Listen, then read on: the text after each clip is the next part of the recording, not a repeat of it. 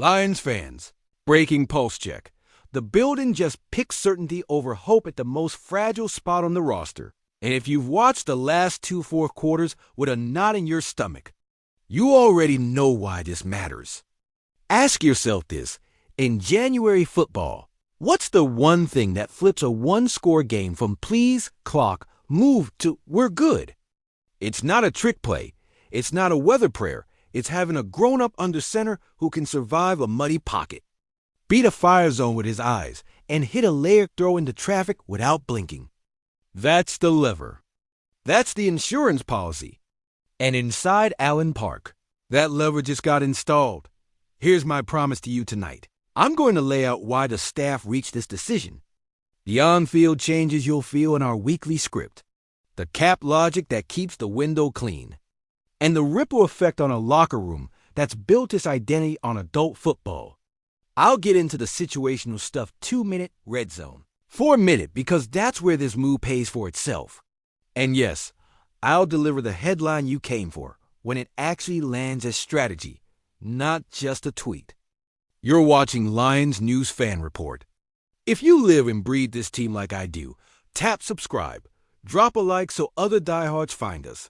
And keep your comments sharp. I read everything. Let's be honest about the why first. We're a contender with ambitions that stretch past the divisional round. Contenders don't play roulette at QB2. This is not a shot at the room. It's an admission that development timelines and playoff timelines rarely sync. The staff regraded the first month, weighed the hits the offensive line has absorbed, looked at weather and opponents on the back half of the schedule, and decided the margin for error under center had to shrink. That's not panic. That's project management. You buy collision insurance before the accident. Now, what profile do you target when you're not looking for a lottery ticket, but for a floor raiser? You want a quarterback who speaks the same language as this scheme under center play action. Pistol and gun with motion, quick game to keep us on schedule, and the willingness to take the whole shot when the safety hesitates. You want someone who has stood in front of January crowds and thrown to windows that don't exist on August film. You want a guy who can say, I've seen that fire zone, I know where the answer lives, and then hit it without flair. That's the template. Zoom into the chessboard. Our offense thrives when early downs are honest. Behind a physical run game in motion that forces communication, the passing menu becomes geometry, choice routes for St. Brown. Overs the stress zone rules, seams that punish a low-leaning safety, and shot plays that don't require track speed, just brave timing. When Jared is operating the scalpel, that flow feels inevitable. Your backup has to mimic the cadence, not the arm talent. The rhythm is what keeps the machine on time. The staff wanted a quarterback who doesn't need 20 get-comfortable throws to be useful. They wanted a pro. Here's where the decision intersects with the locker room. Dan Campbell and Brad Holmes have built a culture that rewards straight-line adults. Our best weeks aren't loud. They're intentional. A veteran backup with pelts on the wall validates that identity. He shows up on a Wednesday, cleans up protections, lives in the tape, and talks to the backs about blitz paths like it's a primary language. Young players absorb that. Veteran linemen relax into it. Wideouts trust the landmark because the ball will be on the upfield shoulder when it's supposed to be. This isn't vibes. This is when equity.cap mechanics, simple version. Mid-season veteran additions live in a narrow lane, short-year cash, per-game actives, playoff escalators, and a structure that doesn't handcuff you next March. The front office stayed in that lane. This is not a splash that steals resources from premium spots like tackle or edge in the spring. It's a responsible hedge that enlarges your January runway while keeping powder dry for the market that actually determines your next 2 years. Translation: you improve today without taxing tomorrow. What changes in the call sheet the second this guy is in the building? Start with 2-minute. The ball comes out on one hitch, not two. You'll see stick, spacing, and option routes to get to 2nd and 4 instead of a hero ball on first down. He's lived that world. In the red zone, Expect more decisive throws on high-lows to the boundary and the kind of back-shoulder choice that punishes outside leverage. On 3rd and 7, when defenses show pressure and bail, you'll get anticipatory digs thrown into the void that opens at 12 yards. The tape says this quarterback has eaten those looks for a decade. That doesn't go away.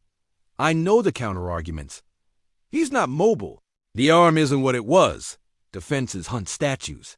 All true in the abstract. None of it fatal in context. Mobility isn't binary. It's functional, or it isn't. Functional is stepping up off your back foot and sliding away from the wrap to get back on platform. Functional is manipulating the hook with your eyes long enough to open the choice route. You don't need a sprinter. You need a driver. As for arm strength, this system creates layered throws, not hero balls. Timing beats velocity in November wind. Okay, let's talk personnel with names, because it's you and me here. Amon-Ra St. Brown becomes even more of a problem on 3rd down when the quarterback trusts him to win leverage and places the ball on time. Sam Laporta eats off option seams against too high this vet will hit him. The backs benefit twice. Check downs thrown early enough to become first downs, and play-action shots that make safeties a half-step slower fitting the run on the next series. Jameson Williams? You threaten the corner with 2 steps of belief on a rhythm go, and suddenly the 8-yard comeback is Steph. These are not fantasy stats. These are the invisible swings that make 23-16 feel inevitable. Install plan, because the coaches will do this in layers. Week 1 is language and protections nailed to mic points, front IDs, and hot rules versus the 5 most common pressure looks we'll see this month. Week 2 layers the play-action family, keeper menu, deep crossers, and flood concepts where the quarterback sets high to low without drifting. Week 3 adds the emergency package, condensed splits, rubs, and quick-out timing that you can call 3 times in a row when it's snowing sideways. By the time we hit the back-to-back division games, you'll forget this was new. Leadership shows up in crisis, and that's where a resume like this matters. When you've won in January, you don't flinch when a guard gets hurt mid-drive. You change the launch point. You point to the sideline. You own the huddle. When you've been hit by every coverage known to man, you know when not to die on a read. You throw the dirt ball and live to play the next 2nd and 10 instead of forcing a pick trying to be a hero. That's the difference between a drive that ends in a field goal and a drive that ends in a sigh and a defense back on the field. Rotation plan with Jared healthy? Clean and boring, QB1 is QB1, full stop. The addition doesn't steal it down from him. It steals fear from the rest of us. Practice reps shift slightly. Your developmental QB gets curated periods with the vet in his ear. On game day, the headset between series gets sharper. The backup becomes the advanced scout on the sideline, catching the tells that the booth might miss and feeding them back in human language. It's a small edge until it isn't. All right, you've waited long enough, and I told you I'd deliver the headline when it actually meant something for how we're going to play. Here it is, and I'll say it the way it's being said inside. Detroit has confirmed Joe Flacco as the veteran quarterback addition, and the staff has already aligned usage, protections, and the 2-minute red zone installs around that reality. This isn't a maybe. This is the plan. The role is clear. QB2 first, emergency QB1 if disaster strikes, and day-to-day mentor who raises the floor of the entire room immediately. Let's define the expectations so we're fair. No one is asking 40 to carry a playoff run on his back in 2025. The ask is humbler and more important. Stabilize a drive. Finish a half, survive a start if chaos visits. And give the room an adult every day. You win championships in the margins. This is a move for the margins that matter. I'll close with the 3 metrics I'll track because they'll tell us if this is paying off without a single quote. 1. 3rd down conversion rate when the first read is covered.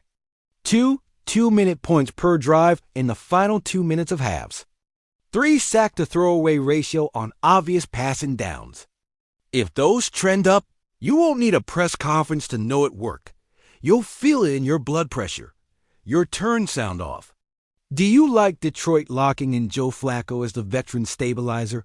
Or would you have preferred riding the youth and using those reps elsewhere? How would you structure the emergency game plan if he has to start more under center, with play action or spread it and let him deal? Who benefits most? St. Brown as a leverage beater, Laporta on seams, or the backs in check down space? Drop your take below. Our best videos are built on your best arguments. Concise read. Detroit reduced existential QB risk without mortgaging a single future priority, and matched the veteran's strengths to the exact parts of our offense that needed grown man control. If you value fast updates and deep, honest breakdowns, subscribe to Lions News Fan Report, turn on alerts, and share this with the fan who texts you one injury and we're cooked every Sunday. We're here every week with the unvarnished truth and the blueprint that follows.